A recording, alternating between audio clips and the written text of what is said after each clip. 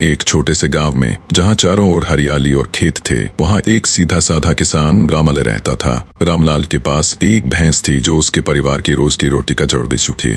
एक सुबह जब रामलाल उठा तो उसने देखा कि उसकी प्यारी भैंस गायब थी।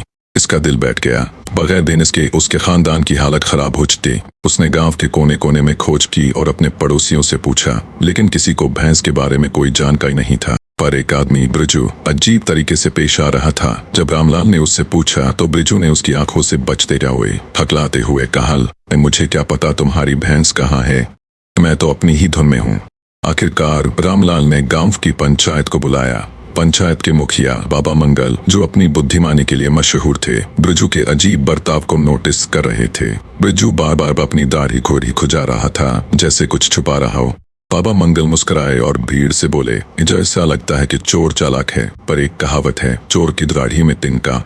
जो दोषी होता है वो अपनी हरकतों से खुद को प्रकट कर देता है। ब्रिजू यह सुनते ही और ज्यादा घबरा गया। वह अपनी दाढ़ी और तेजी से खुजाने लगा और सबकी निगाहें अब सी पर टिक गईं। घबराहट में ब्रिजू चिल्लाया, जब मैंने भैंस चुराने का इरादा नहीं किया था, वो खुद मेरे खेत में आ गई थी और मैंने उसे अपने खलिहस अपने के मिलबान में बांध दिया था। मैं उसे वापस करने ही वाला था, मैं कसम खाता हूँ। गांव वालों ने हैरानी से देखा और रामलाल के चेहरे पर राहत छा गई। पंचायत ने ब्रिजू को भैंस वापस पकड़ने और अपने झूठ के लिए जुर्माना भरने की स्थिति दिवानी है बात से आ रही। उस दिन से गांव के लोग कहते थे, चोर की दाढ़ी में ताज, दाढ़ी में तिनका। उन्हें याद दिलाने के लिए कि जो दोषी होता है वो खुद को छिपा नहीं सकता।